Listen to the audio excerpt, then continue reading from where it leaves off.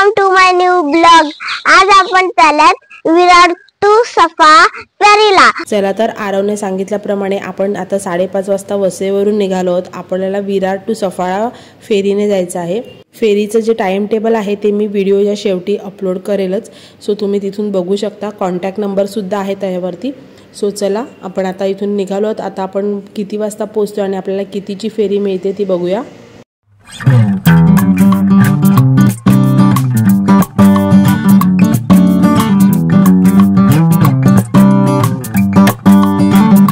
आता आपण पोहोचलो आहोत विरारला। विरार गावातून जाण्याचे जे रस्ते आहेत ते थोडे छोटे आहेत, त्यामुळे थोडं ट्रॅफिक होतं, परंतु पुढे गेल्यानंतर छान असे त्याने रस्ते केले आहेत। फक्त ते थोडे रस्ते जर सुधारले तर ट्रॅफिक होणार नाही, तर गावामधले रस्ते जे आहेत ते थोडे छोटे आहेत, त्यामुळे बऱ्यापैकी ट्रॅफिक होतं। आणि आता नवीन असल्यामुळे बरेचसे लोक इकडूनच ट्रॅव्हल करायला प्रेफरन्स देतात।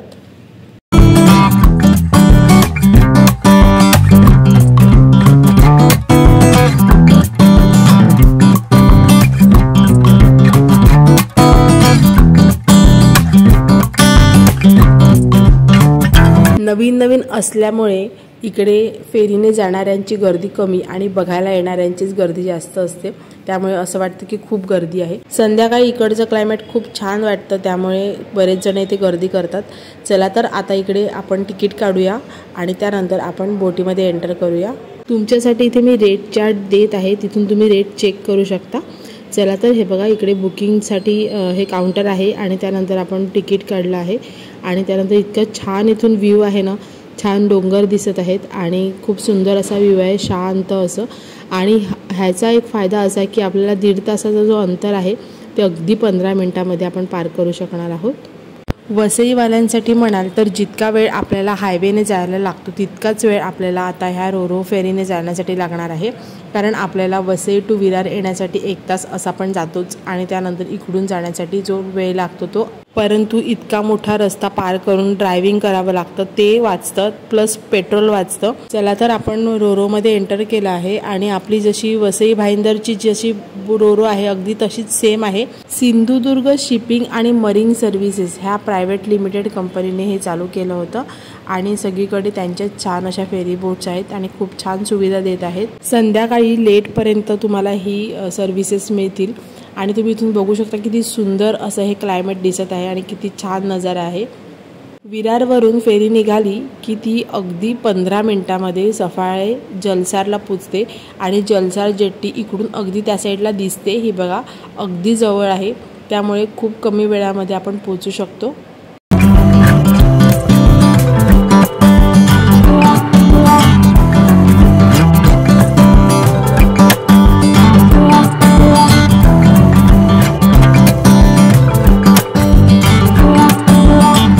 तिला चालू केली तेव्हा एकच बोट ठेवली होती, त्यामुळे जाण्या येण्यासाठी खूप गर्दी व्हायची। आता 2 फेरी बोट चालू केल्या आहेत, एक नेऊन सोडते आणि एक घेऊन येते। आम्ही विरारवरून जाताना 6:45ची रोरो पकडली होती, त्यामुळे खूप सुंदर असा सनसेट बघायला मिळाला। Our hearts beat to the city streets. We began to feel the fire. We rise like tall buildings as the chemicals they take us higher.